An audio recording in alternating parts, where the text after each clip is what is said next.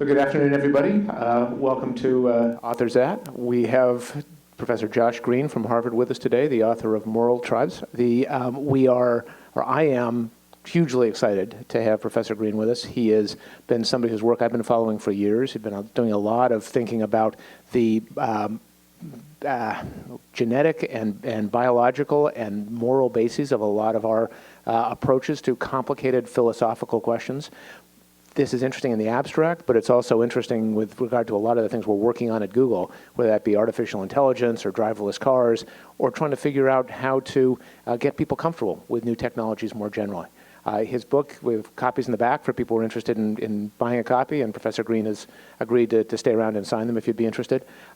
Goes through a whole variety of different trolley car problems, and I'm sure he'll talk more about that, and other ways of testing our own moral intuitions and trying to figure out what feels rational and rationally based, and what are some of the other routes that lead us to some of the moral conclusions that we draw, that we use, and we think of as common sense morality, but in fact may be in tension with the way we approach other kinds of rational questions that we deal with in our lives.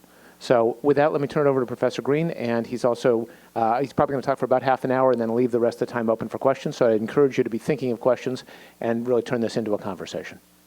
Thanks. Well, thank you so much for having me. It's a great honor to be here, and I'm really excited. I'm glad we're having a Q&A because I'm really excited to hear your thoughts. So often when I give a talk, other people, the same thing. You try to find a connection with the audience, but somehow I feel like saying, I use your search engine all the time doesn't really cut it in terms of connecting with this group. But I do think that there is a kind of higher level connection between what I'm up to and what Google is about more generally. So you're trying to organize the world's information, and that is largely a technical enterprise, but there are important social and moral questions that go along with that, questions about oughts and questions about whys. And this is really where my own thinking comes in, which is to say I'm trying to organize our thinking about social problems and about moral problems, and in a way that can be accessible to all, in a way that can be made universal. And that's a really challenging thing because we have deep felt disagreements about what's right or what's wrong. And so the question is, what kind of common ground can we find if we're going to resolve the moral questions that divide us within nations and across nations? So to begin with this problem of moral disagreement, and we'll talk a little bit later, perhaps, if we have time, about some of the issues that specifically arise here. So, for example, this week, the ruling in Europe about the right to be forgotten versus the greater good of free speech and freedom of information, or the issues, as Kent said, arising from how to program a car to deal with life and death situations, who lives and who dies. Fascinating questions, and I'm delighted to hear your thoughts about this. I'm going to start by taking you back a couple of years ago, almost 3 years ago, to the run-up of the last presidential election. This was one of the Republican primary debates, and the Republican nominees were very much, and still are, opposed to the Affordable Care Act, opposed to Obamacare. And Wolf Blitzer of CNN, who was moderating the debate, asked a question of Ron Paul. And it was a very interesting question. It was a very awkward question. He said, suppose there's a guy who says, I'm young, I'm healthy, I don't really need health insurance. So he decides not to buy health insurance. And then something terrible happens to him. And he ends up in a coma and he needs intensive care for 6 months. And he says to Ron Paul, he said, so who should pay for that? And Ron Paul, being a good politician, instead of answering that question, answered a different question. He said, well, he should have bought health insurance. But Blitzer wouldn't let him off the hook. He said, okay, he should have bought health insurance. We all agree, but he didn't. What should happen? Should we let him die? Tough question for a politician.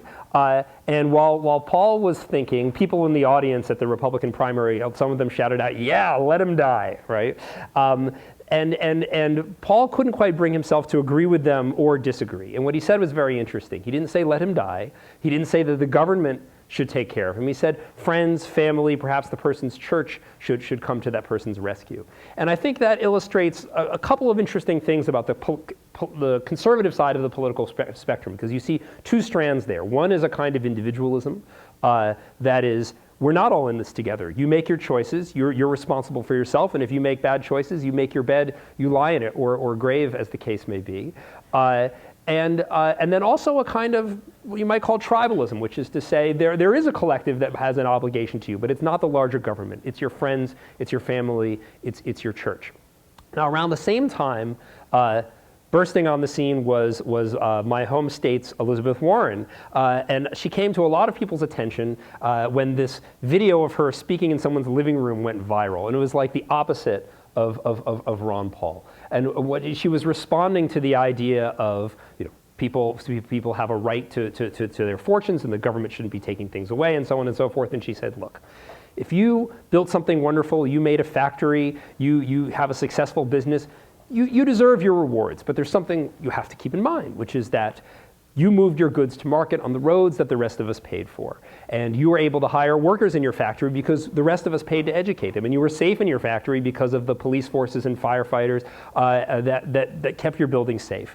And so because of all those things that you received, which you may not be thinking about, you're focused on your own efforts, but because of those things, you owe something back to society and owe something back for the next kid to come along with the good idea for his or her own factory. Now, commenting on these remarks, Rush Limbaugh said that Elizabeth Warren is a parasite who hates her host. And Ron Paul himself had perhaps not quite as extreme, but similarly unfavorable responses. We have, I think, those two moments really, I think, nicely capture the political differences that we have here in the United States, at least a lot of them. And I think that these are paralleled on the global stage as well. And what I'm trying to do is to understand how can we find common ground between those 2 points of view and other points of view that are perhaps even more alien to us here in this room. So I study morality, and I think that what morality is really ultimately about is about cooperation. And that what cooperation is really about is altruism. It's being willing to sacrifice your something of your own in order to benefit somebody else. And if what you sacrifice is smaller than what the other person gets, and someone else is willing to do the same for you, then we can all end up better off as a result of our cooperation. And so I think of morality as a kind of cooperation device. For me, I think the best illustration of the problem of cooperation goes back to a famous paper by the ecologist Garrett Hardin called The Tragedy of the Commons. Anyone familiar with the Tragedy of the Commons? I see nodding, yeah. So for those of you who are uninitiated, the Tragedy of the Commons goes like this. You have a bunch of herders who share a common pasture, and these are rational, self-interested herders, and they think to themselves, well, should I add more animals to my herd? And the herder thinks, well, when I have more animals, that's good, more to sell when I go to market. What's the downside? Well, not much, they're just grazing on this common pasture, and so they say, yes, I'll add more animals to my herd, and all the herders add more and more animals, and at some point, there are more animals on the pasture than the pasture can support. Grass is all gone, all of them die, and everybody ends up being worse off. And that's the tragedy. And what's paradoxical about it is that each of the herders was doing what was in his or her best interest, regardless of what other people were doing, and yet everybody acting in their own best interest can collectively make everybody worse off. So what's the solution? Well, as I said, I think that morality is essentially the solution. That the problem of cooperation is about the tension between me and us. And what morality is essentially saying at its most basic level is you can't just care about me. You have to care about other people. You have to care about the broader us. It's not just about yourself. But simply saying that doesn't resolve a lot of the most difficult moral problems. So you say, okay, you're not allowed to steal, you're not allowed to lie in general, you're not allowed to kill people in general. Fine, that's pretty universal. But there are a lot of open questions, right? So here we have these herders on the pasture. Are they going to have collective health insurance in case their sheep get sick? Is it okay for you to fight off somebody who's trying to take your sheep with an assault weapon?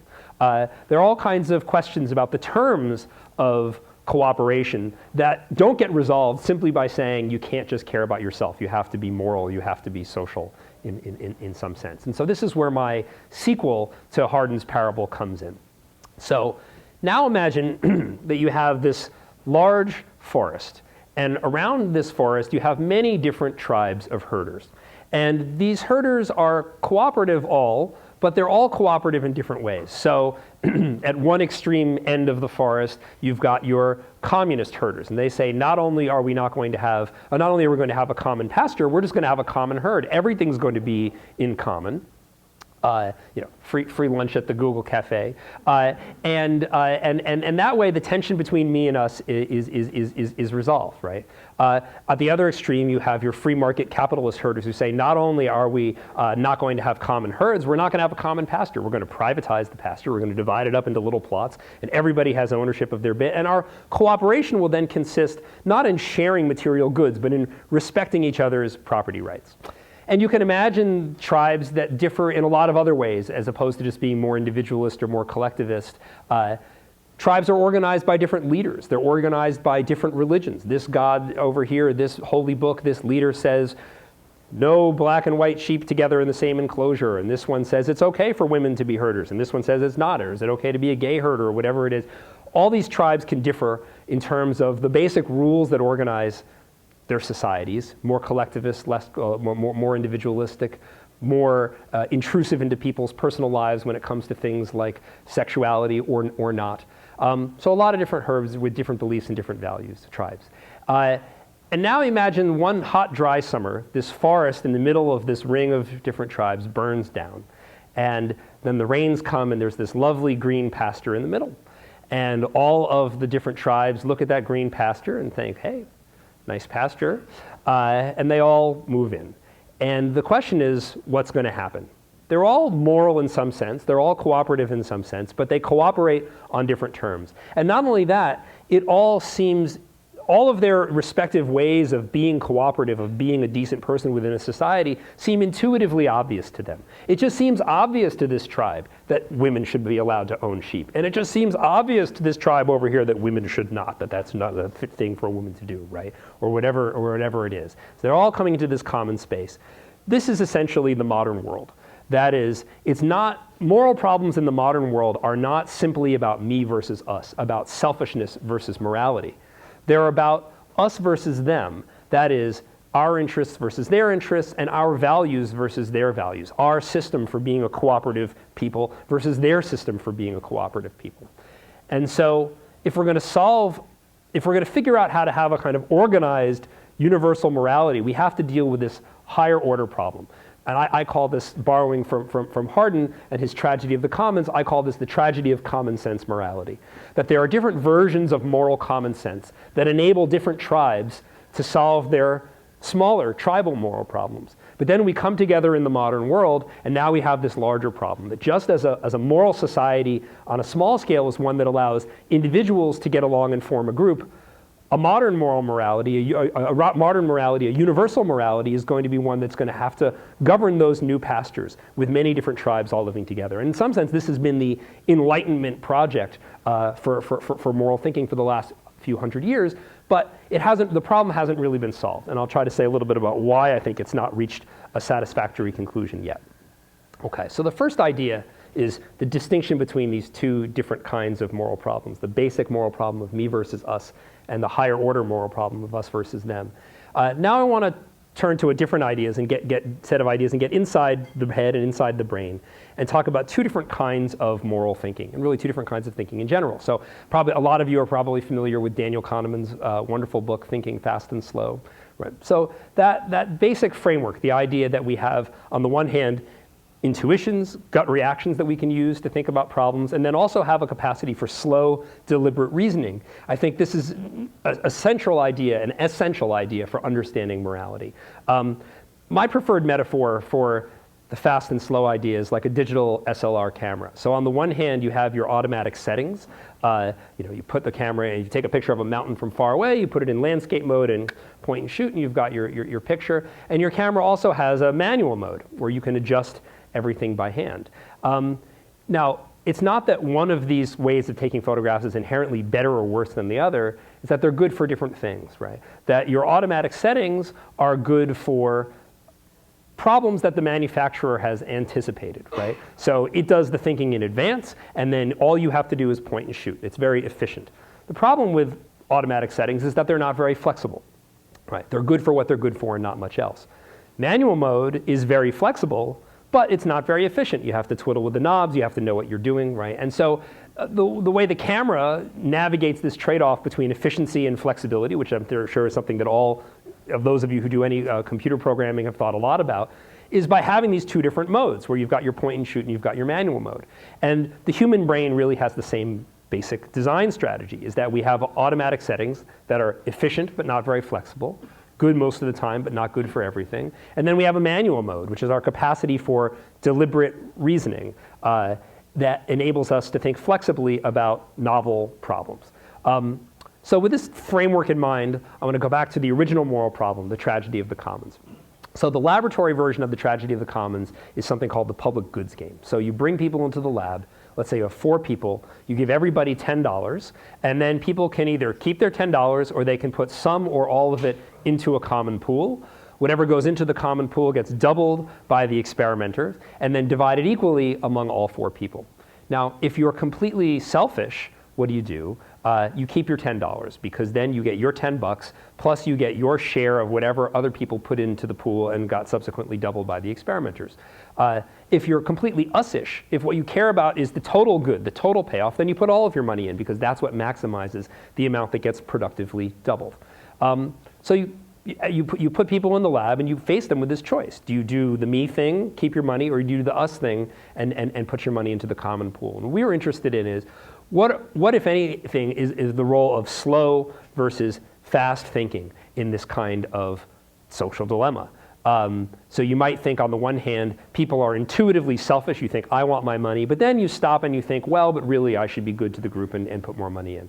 Or you might think it's the other way, that we're intuitively good, or intuitively cooperative, but then we think, wait a second, I don't want to get screwed here, I'm going to keep my money, right? Or maybe there's no tension at all. People just have different preferences and they just do what they prefer, but there's no internal competition. So in this set of experiments done with David Rand and Martin Novak, we had people make these decisions in one version of one set of experiments under time pressure. And the idea is putting people under time pressure is going to favor the fast thinking over the slow thinking. And what we found is that when we put people under time pressure, they contributed more money. And what we found is that when we told people you have to stop and think for at least 10 seconds about this decision, they put in less money. So at least in this context, it seems like the fast thinking is what's making us cooperative, and the slow thinking, if anything, is making us less cooperative. And in fact, this result is consistent with a lot of different results, some from my lab and some from others, basically telling us that we have social instincts, we have social emotions that enable us to solve that basic moral problem of me versus us. And you can think of these as falling into 4 categories in a kind of 2x2 matrix. So we have positive emotions and negative emotions. You can think of those as sort of emotional carrots and emotional sticks. And we can apply them to ourselves and we can apply them to other people. So an emotional carrot applied to me, if I love you, I care about you, you're my friend, or I have goodwill towards you, that impels me to be cooperative.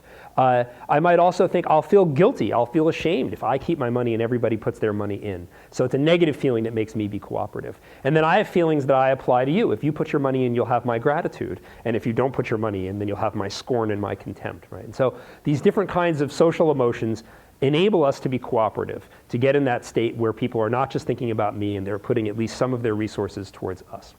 So I think part 1, lesson 1, is that fast thinking, at least in some contexts, this is not universal, and I'll get to this in a second, does pretty well at solving that basic moral problem.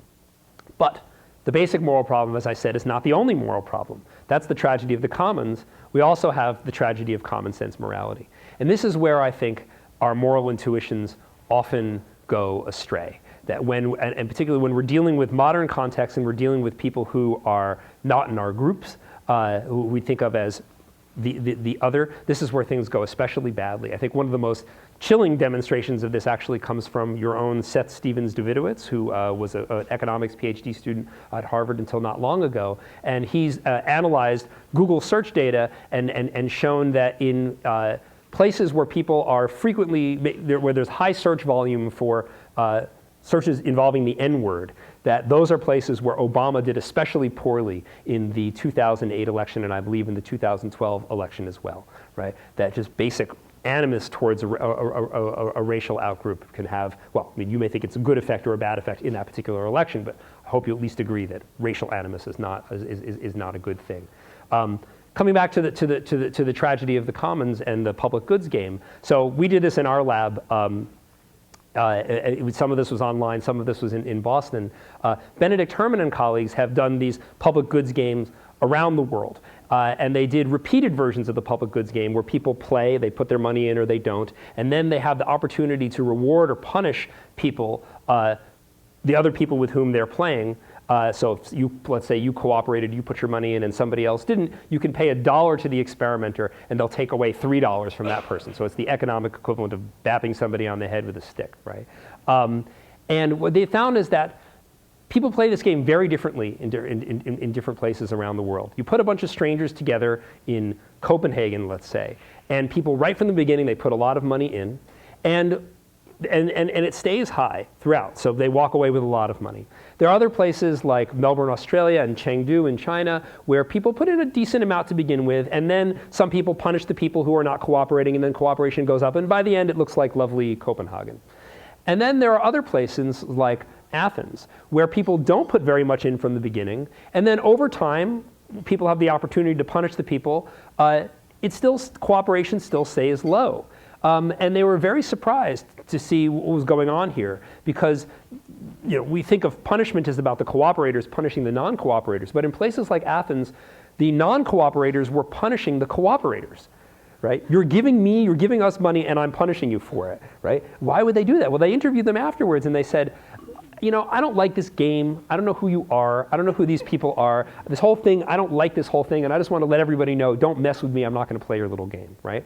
Now, I've been to Athens. The people there are very nice, right? It's not like these people are jerks. So what's going on? And I think it's that for them, cooperation is more tribal. It's about who you know. It's about personal relationships. And the idea of coming into some antiseptic space with some experimenter you've never heard of before and these strangers and laying your money on the line and trusting them, that was very uncomfortable for them. Now, so what's interesting about this is you give people the exact same opportunities in, say, Copenhagen and Athens, not even that far apart, and they walk away with much more money in Copenhagen than they walk away in Athens, at least playing the game this way. And it's because of those automatic settings that people in Copenhagen have the gut reaction that says, I can trust you. And there's other research suggests that it really is largely about trust, right? You have a feeling that says, I don't know who you are, but I can trust you. We're all in this together in some sense. Whereas in Athens and other places, they don't have that feeling as much for strangers, for people who they don't know personally. This is another way in which our gut reactions can fail us. Okay, different case. Coming from the philosopher Peter Singer. Suppose you are walking along, and there's a pond, and there's a child who's drowning in this pond, and you could save this child's life, but you're wearing your fancy Italian suit that you just got, and you're going to ruin your suit if you have to wade into this muddy pond. How many of you think it's okay to let the child die because you don't want to ruin your suit? How many of you think that would be terrible? Right, so a lot of hands going up. Okay. Different case. You're home one day, you get a letter from Oxfam or UNICEF saying, please make a donation. The money that you give us can very likely save somebody's life, a child on the other side of the world who badly needs food or medicine. And you say, well, I'd like to help these people, but I've got my eye on this nice suit, so I'm going to save my money for that. Now, how many of you think that you're a terrible person if you spend your money on luxuries that you don't really need but that are nice to have when you could use that money to save someone's life? Right? So a little bit, right? We all go, I see that, and how many of us live that, right? I mean, very few of us. And so what's going on here? Well, philosophers have argued about this kind of case for a long time. And very clever people say, well, for example, when in the child who's drowning, you're the only one who can help. Whereas people on the other side of the world, there are a lot of people who could help them. So you have a special duty to help the person here, but those other people over there, you don't have a duty to help. And then another clever philosopher comes along and says, well, what if there were a lot of people standing around this pond wearing fancy Italian suits and they're not helping?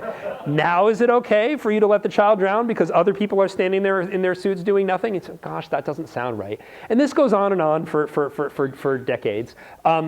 What I wanted to do and what I did with a student named Jay Musin is try to turn this thought experiment into an actual scientific experiment. So in our version, which comes from more from a philosopher named Peter Unger, you're vacationing in this lovely but poor country. You have your little cottage up in the mountains overlooking the coast, and there's a terrible typhoon that hits.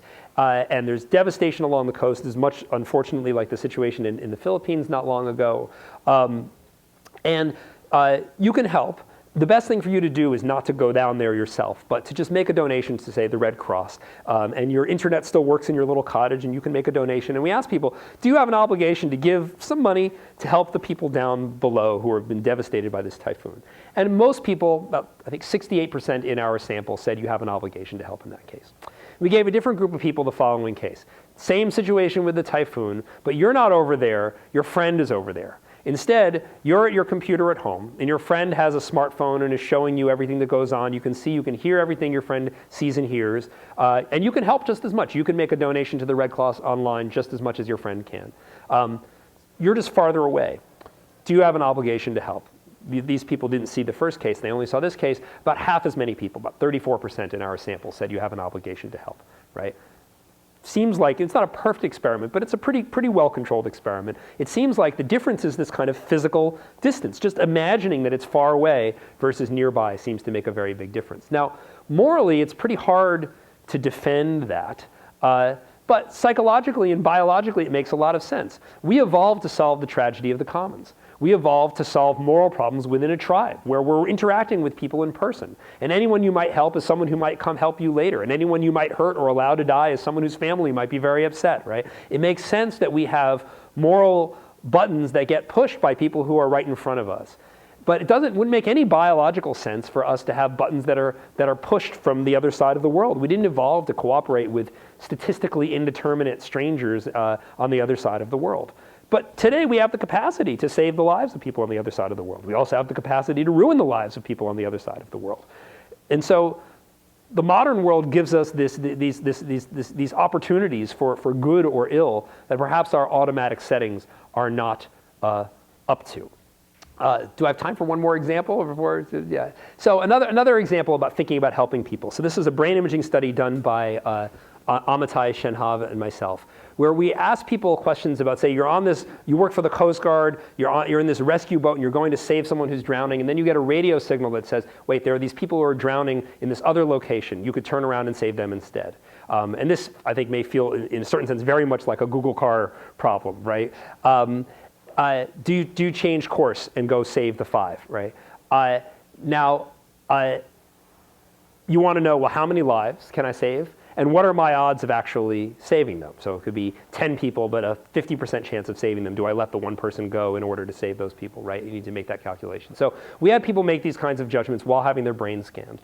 And our main scientific interest was in, okay, what in the brain is keeping track of the probability? What are my odds of saving them? What's keeping track of the magnitude? How many lives can I save? And what's putting those two pieces of information together in order to make a decision? And I'll spare you some of the neurobiological details, but the gist of it is that the system that we're using to take these variables and put them together and make a decision really is the same system that rats and that monkeys use to make decisions about choice under uncertainty. So if you're an animal and you're deciding, do I forage and get the easy leaves over here, or do I go for the nice ripe fruit that's much farther away and much more uncertain and much more dangerous to get there? What do you do? Now, one interesting thing that we've noticed and other people have noticed about when it comes to saving people's lives is that you get this sort of diminishing returns in terms of the numbers. So you save one person's life, that feels like a big deal. 2 people's lives, well, that's maybe like twice as important. But once you get 50, 100, 150, 1,000, it just feels like a lot, right? Doesn't feel very different. Insensitivity to quantity is the technical term for this. Now, why would that be? Well, based on what I told you from the brain imaging experiment, it actually makes a kind of sense. That is, if this is a system for placing values on choices, on options, that we inherited in modified form from our primate ancestors and our even earlier mammalian ancestors, it makes sense that we get this kind of diminishing returns. If you're a rat, you don't have a fridge, right? If you're the goods in your life, once you've eaten your lunch, that's it. Having more food isn't going to do you that much good. You're not going to be able to, you can maybe share it with a couple of other rats or something like that. But the value of goods falls off pretty quickly as the quantity increases, right? And it would make sense that we would have a neural valuation system that follows that pattern. But now we're using it to think about things like saving people's lives. It didn't evolve for that purpose, right?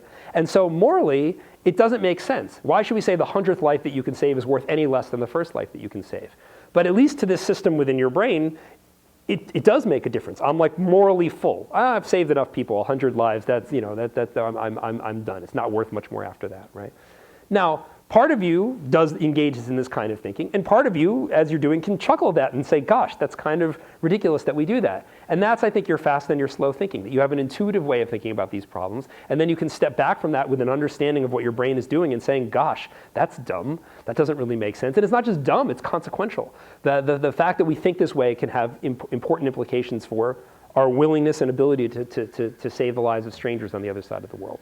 So, to sort of recap a bit of what I've said so far, the basic moral problem, me versus us, selfishness versus morality, we've got pretty good intuitions for that, for getting along in a tribe. But when it comes to the modern world, where we are trying to get along with people from different tribes with different values, and we have opportunities like you can save the life of some stranger on the other side of the world, something that your brain never evolved to do, right? Our moral instincts, our intuitions, our fast thinking, seems, at least to me, and I think you make a pretty good case that this is true for a lot of people at least, to fall short. And so then the question is, all right, how do we solve that larger problem? And this is the problem with which I began. How do we solve the tragedy of common sense morality? How do we, the people of the world, people of different political parties, even within our own nation, reconcile our different moral values and try to come up with some kind of system that we can all live by, right? So as I said, this has kind of been the Enlightenment project for morality. And this is the whole second half of the book is trying to answer this question, and I'm now down probably to my last 5 minutes. So I'm going to try to be quick and just give you a flavor of what I think the answer is like. So there's a philosophy which I'm sure some of you have heard of called utilitarianism. Worst named philosophy ever.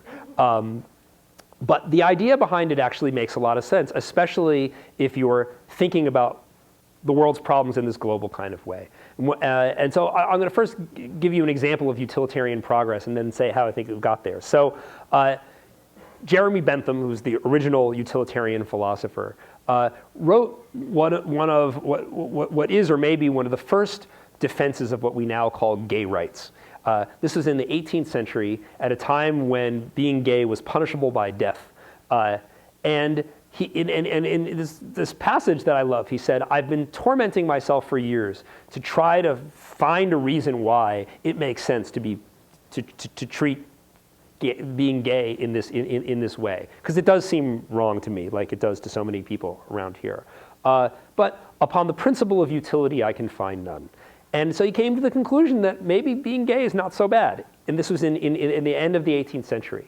I may have said 19th century before, 18th century. How did he do that? So what philosophy was he applying? So basically his philosophy says you should try to promote the greater good. And this really has two parts to it. One is that everybody's well-being counts the same, right? So it's not just love thy neighbor or treat thy neighbor as you treat yourself. It's everybody counts. And that's a sort of pan-tribal idea. And then the question is, well, what's the measure? What is it that matters for each person? And the conclusion that he came to, and others since have affirmed, is that what ultimately matters is the quality of people's experience. And the argument for this goes like this. You say, take anything that you care about, and keep asking, why do you care about that until you run out of answers? So you say, oh, you came to work today. Well, why did you come to work? Well, I enjoy work and I also need to make money. Well, what do you need to make money for? Well, I need a place to live. Like, well, why do you need a place to live? Why can't you just, wander around? Well, it gets cold at night. I want a place where I can sleep. Well, what's wrong with being cold? Well, it's just unpleasant. Well, what's wrong with it being unpleasant? It's just bad, right? That's where you sort of run out of answers. And the idea is that there are a lot of things that we care about, but when you keep asking, why do you care about that? Ultimately, it comes down to the quality of somebody's experience, which you can, I think, somewhat accurately but somewhat misleadingly call someone's happiness, right? And so what Bentham said is we should be maximizing happiness impartially. Everyone's happiness counts the same, and happiness is what ultimately matters. And that's what led him to the conclusion to say, you know what, maybe being gay is fine, right? I have this automatic setting, this point-and-shoot moral reaction like all the other people around me. This is in not all the other people, most of the other people around me in 18th century England, that this is a terrible thing to do. But I've got this philosophy that I use to sort of measure the worth of things. And that led Bentham and others since to the conclusion that there's really actually no problem with being gay. And in fact, Bentham and his successor, John Stuart Mill, I think got it right about every major moral and political issue of their day. So they were among the first opponents of slavery. They were among the first proponents of free speech and free markets. And I think the way they were able to do this is with slow thinking, by putting their gut reactions aside and asking, what good or bad does this actually do for the world? Now, this is a very controversial philosophy, and I think it's widely misunderstood. And a lot of what's controversial about it is that it seems to get the wrong answers in certain cases. So a famous case that I've spent a lot of time thinking about, you have a trolley headed towards 5 people, and you can save them, but the only way you can save them is by pushing this big person off of this footbridge that you're standing on and into the trolley's path, and then he dies and gets killed by the trolley, but the 5 people will live. Is that okay? And you say, no, you can't jump yourself. Yes, this will work. Even with those assumptions, most people still say that that feels wrong. And this seems to be a powerful argument against this idea that we should be promoting the greater good. Sometimes it's wrong to kill 1 person in order to save 5 people. At least that's how it feels. And this is a complicated set of questions. My sense is that it's good that we are uncomfortable with killing people, right? The world would be a much worse place if we all felt totally comfortable going around pushing people off of footbridges. And so it's good that we have that automatic setting. But then for any automatic setting that we have, it will always be possible to contrive a situation in which the greater good is in conflict with what that gut reaction, what that automatic setting says. And I think, again, this connects with a lot of the kinds of problems that, for example, someone designing a driverless car has to think about. You know, what are the trade-offs that you're willing to make when it comes to safety? Would you have a car drive into 1 person deliberately, knowing if it was a way of saving more lives, and so on and so forth? So these are things we can talk more about in the discussion. But I want to leave you more with the problem than with my specific solution. Once again, we have gut reactions that do a good job of dealing with everyday social life, of moral life within the tribe. But the problems that we face as a nation and as a world are more complicated. They're not the kinds of problems for which our brains, biologically or culturally, were necessarily designed. And so at the very least, I want to leave you with this thought, that when it comes to the morality of everyday life, it's probably a good thing to think fast, that your gut reactions more often than not are going to make you a good person. But when it comes to global morality, when it comes to the complicated problems that we face as people within larger nations and nations within a larger world, our gut reactions can't all be right. We have different gut reactions about the problems that divide us, and we're going to need some kind of moral system, some kind of meta-morality to guide us as we deal with those problems. So, looking forward to hearing your thoughts, and thanks again.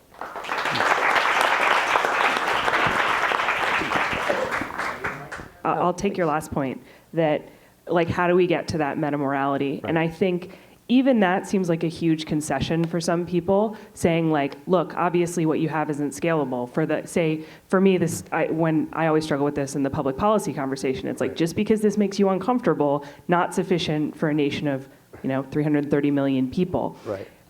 How do people get to that concession? Right. Yeah. So I was just talking about this with Ken. I mean, my hope is that self-knowledge can be empowering, right? That when you just have your gut reactions and all you know is what they're telling you, then you're just going to trust your gut reactions. But if you have an understanding of where these gut reactions come from and how they work, you can recognize that they're useful and also recognize that they have limitations, just like the gut reactions on the camera. So let me take this as an opportunity to say a little bit more about the trolley case. Where most people think, gosh, it sure feels wrong to promote the greater good. So one experiment we did a few years ago, we give some people the version where you can push the guy off the footbridge. And in this version, about 30% of people said that it's okay. So most people said it's not okay to push the guy off the footbridge. We give a group of people this version. Instead of you're on the track on the footbridge next to the guy and you can push him, you can hit a switch that will open a trap door and drop the guy onto the tracks. And that way you save the 5 people. Now, about twice as many people say that it's okay. So a lot of what we're specifically sensitive to is something like the difference between pushing somebody with your hands versus hitting a switch. Now, and on the one hand, we can recognize, look, it's good that we're emotionally averse to going around and shoving each other, right? We don't want a world in which people are cool with that.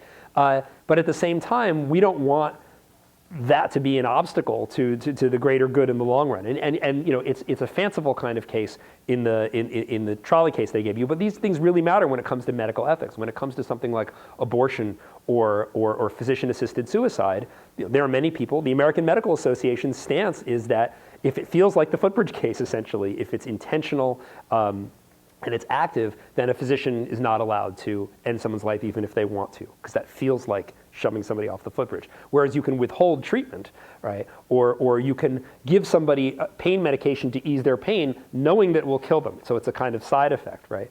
So these things I think actually do matter for public policy. But the answer, I'm just trying to illustrate the answer to your question, which is that once we understand how quirky our intuitions are and how contingent they can be, contingent in the sense of, you know, I grew up in this kind of culture versus that kind of culture, I hope that that knowledge can help us see, again, where they're likely to be helping us and where they're also likely to be leading us astray.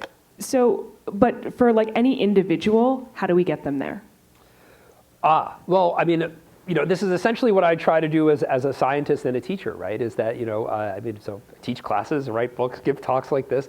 And, you know, this audience is probably, you know, the audience that needs to hear this kind of thing least in a sense, because you are so sophisticated and systematic in your thinking. But I think it's a long, slow process. And, you know, my hope is that a kind of experimental social science will make its way into the basic curriculum of an educated person. That, you know, when you're in high school, you learn about physics and you learn about chemistry and you learn about biology and you learn about, you know, the kinds of experiments that led us to detailed knowledge of how these things work at a mechanical level. And then social studies, it's much more broad. It doesn't feel like science. My hope is that 30 years from now, maybe sooner, when kids go to school, that human behavior will be very much a topic of scientific study. And I think that if we grow up with an understanding that the cognitive processes, the neural processes that lead to our behavior are sensible and adaptive and intelligent in a lot of ways, but also inflexible and limited and problematic in a lot of ways. I think if that's just part of an educated person's common sense, I think that would make all the difference. So you mentioned two ways of, you know, thinking, like the default mode of morality and, you know, the slow understanding. Right. But have you studied the paralysis that comes from like slow understanding or logical thinking? Yeah. So for example, you know, in the trolley example, Right. if I'm really trying to understand the situation and trying to do greater good, I need to know those 5 people, are they good for the world or not? Are they fanatic terrorists who are trying to bomb the trolley in the first place? Or is it like a fat Gandhi here? Right. So have you studied that, like paralysis that comes with that? No, I think, I mean, in a very limited sense, that is, you know, when you give people a difficult moral dilemma, you know, they take longer, and, you know, so, I mean, in a boring sense, I've sort of, you know, measures of what you might call paralysis. But I think that this is, I don't think this is an insurmountable problem. I think that any sensible system for making decisions, especially at the policy level, is going to be taking into account the consequences of the available options. And when you're dealing with big problems and non-hypothetical problems, the amount of time that you can spend trying to collect evidence and worrying about whether or not your evidence is as good as it can be about the consequences is infinite, right? So what I would say is this is a problem if you take this approach. I've decided to rename utilitarianism as deep pragmatism, because I think it actually gets at what it is in a more transparent way. If you take this pragmatic approach to decision making, where you say it's fundamentally about the consequences for all concerned, there's no bright line where you say, okay, now I have all the information I need and I can make my decision. But the only people who can avoid that problem are dogmatists. The only people who can avoid that problem at the highest level are people who say, I don't need to know what all the consequences are going to be, right?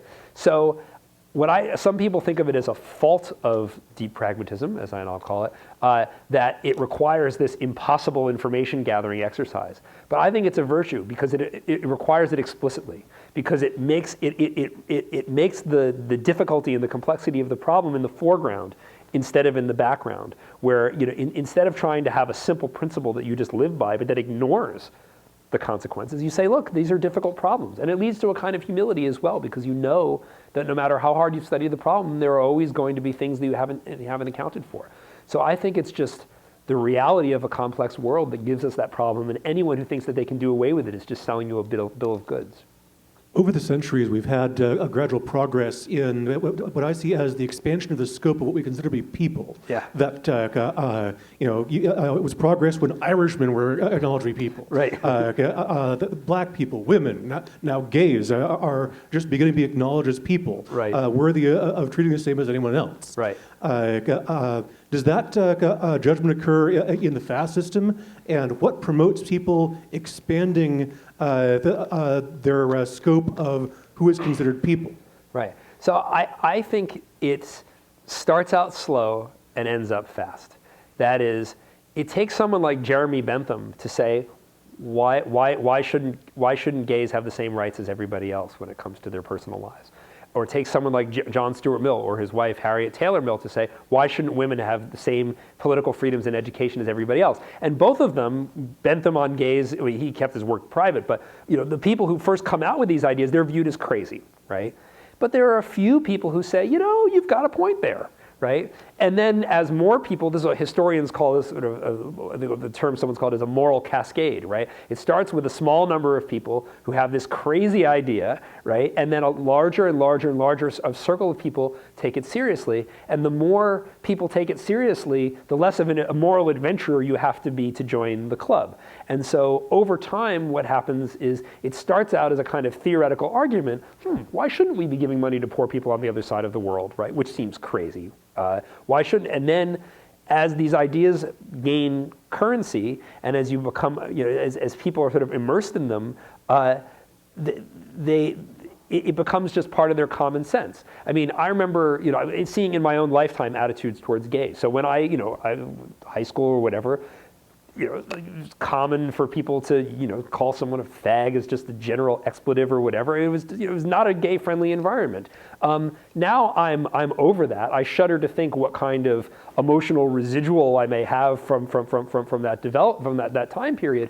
But I think my son, who goes to public school in Cambridge, Massachusetts, he doesn't have that at all. That he's in his kindergarten class, they have a unit on families, and some families have two mommies, and some families have two daddies, and it's all completely fine. And so he just doesn't even have the slightest feeling that there's something wrong with this. And so it starts out as this kind of intellectual argument, and then over time becomes just part of common sense. About the linking your question together with your question, I have two quotes at the beginning of the book. One is from Anton Chekhov, which says, pardon the gendered nature of this, man will become better when you show him what he's like. And that's the strategy. And then the answer to your question is the second quote, which I got from a fortune cookie from a noodle shop in Princeton, New Jersey, which is, the philosophy of one century is the common sense of the next.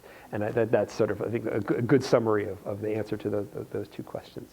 Once you determine that our intuitive responses might not be the best for determining the extent of our moral obligations to others, right. How do you propose we do set about determining that boundary? Are you in favor of Peter Singer's giving until it hurts, or are there other philosophers who have answered the question of the extent of how far we should go?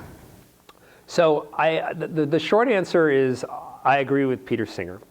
But maybe actually no. But not so much necessarily in giving till it hurts. I think the right way to think about it is, what is the best policy for us? How can we do the most good, taking into account our natural psychological limitations and biases, right? So we didn't evolve to be perfect altruists where we're concerned about the well-being of strangers on the other side of the world as much as we're concerned about our own well-being or the well-being of our family, right? And so, you might say, well, instead of having a birthday party for my son or daughter, I should just take that money and give it to UNICEF or something like that. But I think that's going to be exceptionally hard for me, because I really care about my kids, right? And we all have our personal commitments. The good news is that I don't think we have to give till it hurts all that much. That is, if all of us in the affluent world would just give not a couple of percent of our income towards effective charities, that would make an enormous difference. I mean, I don't want to say like that would alleviate all poverty, and I think there are a lot of challenging problems about what's exactly the right way to do it. But I actually don't think that, that it requires that much pain. Now you might say, well, why not keep giving until it hurts? Well, there are two ways to think about that. One is I can try to do a lot of good myself. But if I make a kind of saint out of myself, where I'm living this impoverished life and giving all of my resources to other people, people look at me and say, wow, you're inspiring, that's really impressive, and then not be really inspired and not really do something themselves. Whereas if you can say, look, I'm a person just like you, and I mostly care about myself and my friends and my family, but I instead of giving nothing or almost nothing, I give this much, right?